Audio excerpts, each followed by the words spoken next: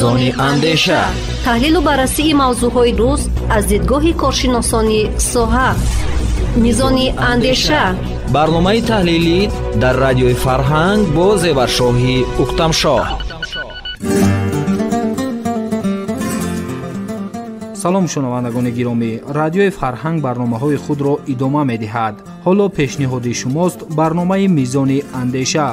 در برنامه نوبتی وابسته به تأثیر گرمی‌های از معیار زیاد فصل تابستان با زراعت‌های کشاورزی صحبت می‌نماییم. ما را همراه باشید.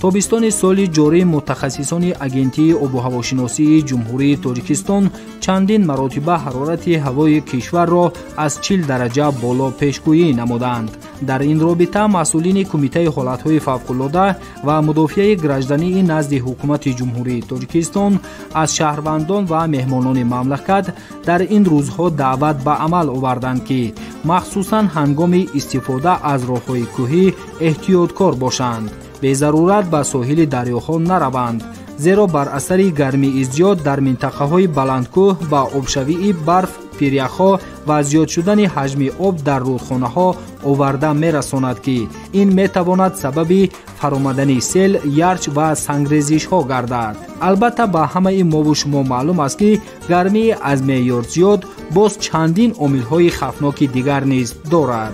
اما در ساحه کشاورزی چه منفعت و ضرر دارد؟ به خاطر پیدا نمودن جواب به این سوال ما صحبت مفصل داشتیم با دوسنت دانشگاه اگراری تاجیکستان به نام شیرین شاه تیمور توکل جباروف که حالا آن آماده پخش است. سلامت باشید استاد. سوال موضوع ما اصلا در همین است که طی سالهای اخیر متخصصان اگنتی آب و هواشناسی سال از سال گرم شدن فصل تابستان را معین نمودند و واقعا این نظررس هم هست. ما احساس میکنیم که گرم شده ایستاده است. همین گرمی ها و رستنی های کشاورزی چی تاثیر گذاشت و پیش از این من میخواستم وابسته به تغییریابی اقلیم صحبت میکردید و نهایت میگذاشتیم به برنامه. علاکه از اولی عصر 21 زینه به زینه ما احساس کرده ایستاده ایم که تغییریابی اقلیم و مشاهده میرسد. چندین سالهای آخر ما میبینیم که هم فصل تیرماه، هم فصل زمستان، هم فصل بهار و بالاخره فصل تابستان از آن مهلت هایی که ما عادت کرده بودیم یا بر وقتتر یا دیرتر فرا میرسد.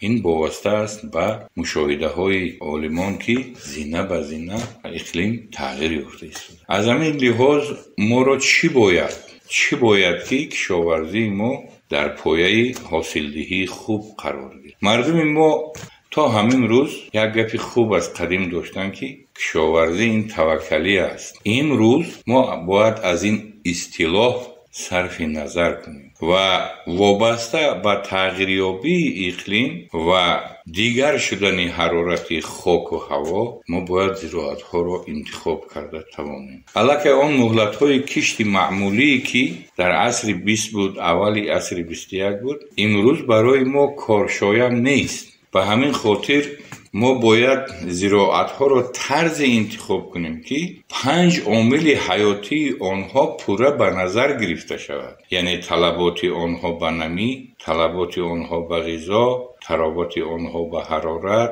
و طلبات آنها به هوا و طلبات آنها به محیط اطراف باید که از همین روزها به اینوبت گرفته شود که ما کدام زراعتی که کشت کنیم این 5 عامل در مد نظر ما باشد. اگر چنانی که میگویند در پختکاری باشد و وابسته به منطقه من وادی حصار گوییم، اصلا مردم دهه‌های یکم و دوم ماه اپریل کشت میکردند و امروزها ما میبینیم در حال تغییریابی اقلیم که یعنی دهه یکم دوم ماه اپریل می شود خاک ما حالا خنک است.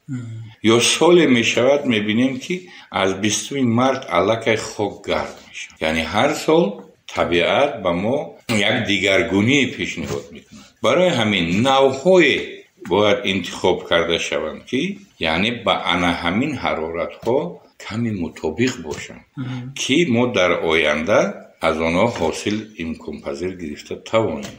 بسیار وقت کشاورزان ما امروزها گاه وقت زمستان رو میبینیم که یک ماه دو ماه اول یکان خیلی نمودی بارشات نمیشه.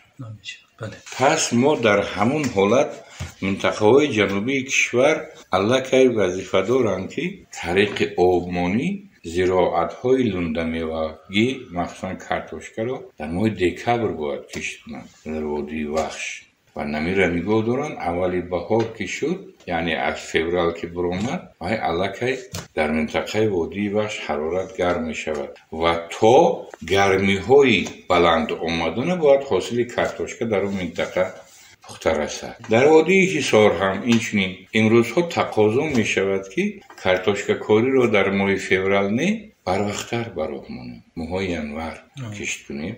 حرارت که مطابق شد خودش می سبزد یا اولی فوریه. یعنی ما باید طبیعت مطابق شویم نه اینکه طبیعت با ما مطابق شود. در این جوده غله پروری ما هم باید آنچنانی که امروز تقاضا کرده می شود برای مانده شود. بسیاری مردمان ما غله ماه نوامبر میکارند، در زمین های آبی هم ماه نوامبر ماه دکبر میکارند. سبب میپرسید تکنیک نبود، تخمی نبود، این نبود و این نبود. علاقه امروزها تقاضا می شود که از ماه سپتامبر سر کرده باید غله‌کاران ما مخصوصا در زمین های آبی غله کشت تیرماهی تا آخرهای اکتبر وابسته به منطقه به انجام رسانند که غله ما در خود همون فصل تیرماه سبزیده براید و خود را برای زمستان گذرانی آماده کند. اگر همین حالتهای ما نکنیم ما حاصل دلخواه گرفته نمیتونیم. وقتی که ما سپتامبر و اکتبر در کشت تیرماهی غله کشت کردیم در فصل تابستان اولی سرشوی تابستان علاقه ما غله گرفته میتوانیم و در کشت تکراری علاقه آن زراعت‌های انتخاب کرده میشوند که آنها با گرمی استوارند.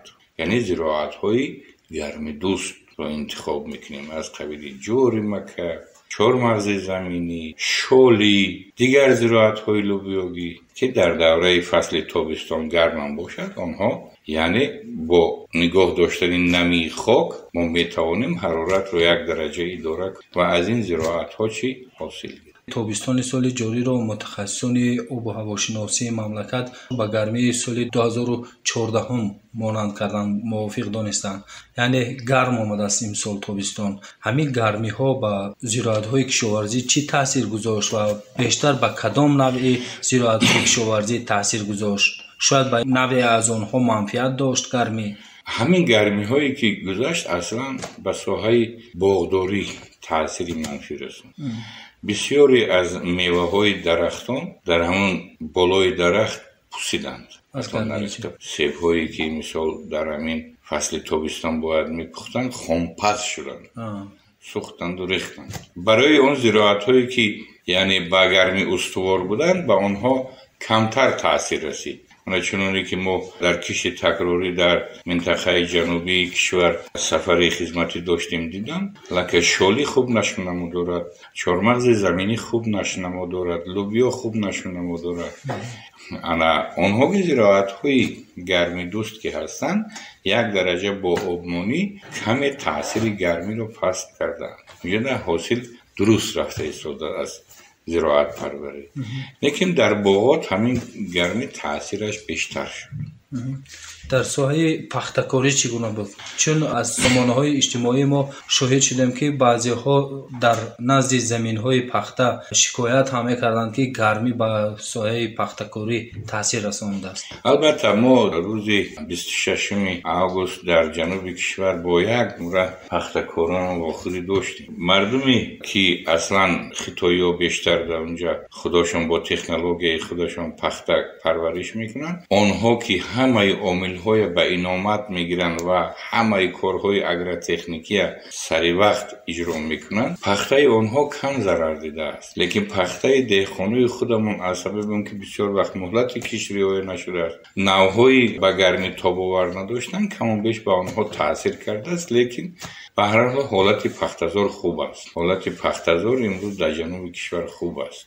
برای همین یگانه چیزی که هست پخته در حدود تا 35 درجه گرم بودن هوا خوب نشون میکند و این زراعت گرمی دوست است و حرارت تا 40 درجه طاقت میکند در حالتی که تکنولوژی پرورش رعایت کنید و انا آبمونی منتظم یعنی آبمونی دیر نشود طاقت میکند. لیکن که اگر که شما انمی عملیات های اگرتکنیکی اجرا کردن نتوانید از 40 درجه بالا شدن حرارت یعنی ریختن گلوشانه به مشاهده میرسد، پیدا شدن حشرات های گوناگون به مشاهده میرسد که مرد دهقان باید به همین حالت آماده باشد، تیار باشد که هم بر ضد حشرات ها و هم بر ضد همین آبمونی شبانه معتدل کردن حرارت پخته‌زار مساعدت میکند، فایده میکند. البته این چیزها از دهقانای ما تامینات پوره یعنی استحصالات طلب میکند. آنها باید سر اول به آب دسترسی داشته باشند. آنها تمام تکنیک‌هایی که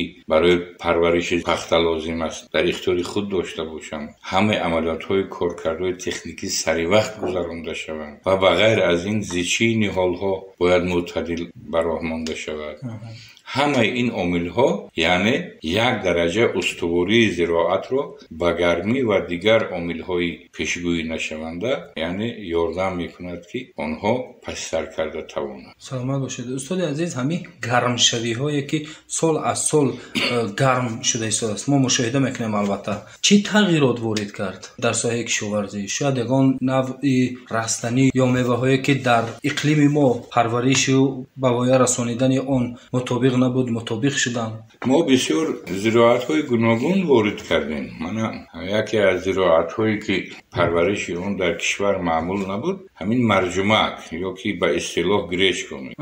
پیش همین زراعت در تاجیکستان کش نمی‌کردن. امروزها در بسیاری از منطقه‌ها همین زراعت پرورش میکنن و اگر که همون دستگاه مشخص کننده اش اگر وجود داشته باشد هم در وادی سار هم در وادی وخش هم در ولایت سوخت هم در منطقه‌های کوهستانی تاجیکستان وادی رشت این زراعت در فصل‌های برای وی مطابق پرورش کردن. دیگر زراعتی که ما میدونستیم در زمین‌های آبی ما در زمین‌های للمی میبخشید در قسمت جنوبی کشور معمول نبود. این زراعت معصر است، بیشتر در شمال کشور پرورش میکردن. حاضر این زراعت آوردن در قسمت جنوبی کشور هم پرورش میکنن برای استحصال روغن و هم علاقه در زمین‌های للمی که از بارشات تامین هم پرورش کرده میشد، هم در وادی سور هم در مسبی دنگره. علاقه این زراعت حاصل دلخواه خود رو داده ایستاد، چنانه که زراعت مرجمک هم همچنین. انا برای همین علاقه در کشاورزی ما اگر یادآور شدگی باشد استقلالیت یک نعمتی بی‌بها است برای ملت. ما شما جوان بودید ما یاد داریم اصلا در تاجیکستان در سالهای شوروی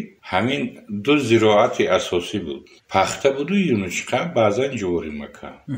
اینا بعد از استقلالیت کشور نگاه کنید تمامی نمود زراعت هایی که ما علاقه به کشاورزی وارد کردیم کشت و پرورش می شود. همه‌شون حتی همین چهارمغز زمینی به حد در جمهوری ما کم پرورش می شد در سالهای پیشین. انا بعد استقلالیت اکثریت میدان ها هم در ولایت سوخت من میبینم هم در ناحیه های جنوبی کشور هم در ناحیه های مرکزی این زراعت به طور اعلی پرورش می شود و مشخصا میدان های کشت پخته پایان رفتن و میدان‌های کشت زراعت‌های گوناگون یعنی پیدا شدن. از آن جمله ببینید چقدر باغات زیاد ما در 20 سال اخیر با برنامه‌های تحریرشده حکومت جمهوری تاجیکستان میدان‌های باغ ما چقدر در تاجیکستان زیاد کردیم. همه همین‌ها زینه به زینه وارد شده ایستادن و زراعت‌های نو اومده ایستادن. ببینید پیش زراعت پروری مخصوصا زراعت‌های پولیزی گیریم، تربوز، خربوزه، کدو. این زراعت‌ها سالهای شوروی اصلا بود بسیار کم پرورش میشد و همه وقت در ازبکستان می آوردن. ببینید در تمام کشور هم کدو هم تربوز هم خربوزه پرورش می شود و اینم زراعت بهترین است برای مردم و حاصل دلخواه هم میتین. حتی در وادی ایسار با پرورش تربوز براه ماندن و امروز حاصل به حد خوب گرفته ایستادن. من این از زراعت‌هایی که در دوام 20 سال اخیر به کشاورزی تاجیکستان وارد شدن، ولی نگفته از آن باغات‌هایی که تا خود باغ‌های اینتنسیوی که امروز ما در کشور براه مانده ایستادیم، باغ‌های معمولی ما سالهای پیش 1 هکتار 10 تن 15 تن اگر حاصل خوب میداد همه خرسند بود. امروز ببینید از بخور اینتنسیوی 30 تن 40 تن 50 تن حاصل سیب و ناب گرفته ایستادن. بعدا در کشاورزی ما پیدایش گرمخانه‌های دائم عمل کننده و گرمخانه‌های موقتی برای مانده شده ایستاده است که یک زراعت در صحرای کشود اگر فرض کردیم اینم پمیدور اگریم در صحرای کشود اگر به حساب میانه خوب مهنت کنیم 25 30 تن حاصل پمیدور گیریم، اگر در گرمخانه‌ها حاصل این به حساب هکتار گردونیم 50 60 تن میرسد، 2 برابر زیاد میشه. دستاورد است البته. من همین دستاوردهای استقلالیت است، دستاوردهای صاحب ملک بودن ملت است، دستاوردهای دهقان زحمتکش تاجیک است که امروز ببینید بسیاری از محصولات‌های استحصال کرده که ما خودمون تامین میکنیم، حتی صادرات میکنیم. اصلا ما غله‌دانگی‌ها بیشتر به کشور وارد میکنیم و تکنولوژی پرورش غله‌دانگی‌ها هم اگر که تکمیل دادن گیریم امروزها تقاضا میشود که الکی 40-50 تن از 1 هکتار گندم گرفتن این حاصل خوب نیست.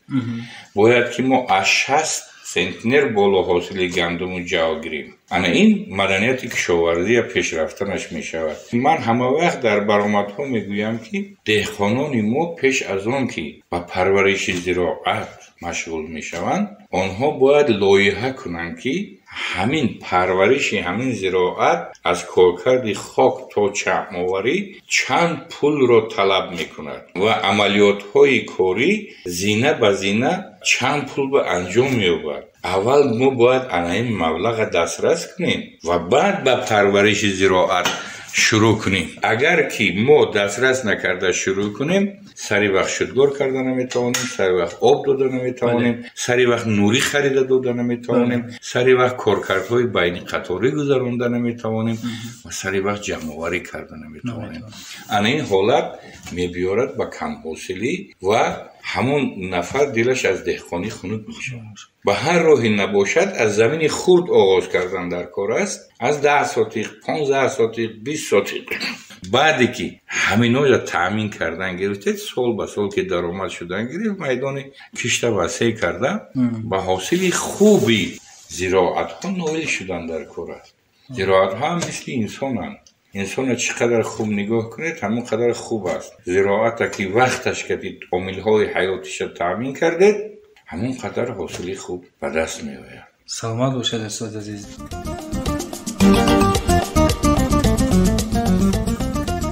شنوندگان عزیز، شما صحبت ما را با دوسنت دانشگاه اگراری تاجیکستان به نام شیرینشاه شاه تیمور توکل جبارов شنیدید. باعث افتخار است که به خاطر پیشگیری تغییریابی اقلیم گرمشوی حرارتی هوا جمهوری تاجیکستان تحت راهبری سروری بشردوست خویش اساسگزار صلح و وحدت ملی پیشروی ملت پرزیدنت جمهوری تاجیکستان محترم امامعلی رحمان در سطح جهان اقدام‌های بی‌سابقه پیشنهاد نمود که از جانب سازمان‌های با نفوذ جهانی دستگیری یافت. البته در سمت پس نمودن حرارت هوا حداقل کشورهای منطقه باید دست جمعانه کوشش نمایند. اینچنین ما نیز به خاطر مبارزه بردن به حیات و رویدادهای طبیعی اقلیم مطابق شدن رستنی‌های به اقلیم تاب‌آور را روی کار آوریم. اگروتکنیکای زمان معاصر را استفاده نماییم تا حاصل دلخواه به دست آوریم.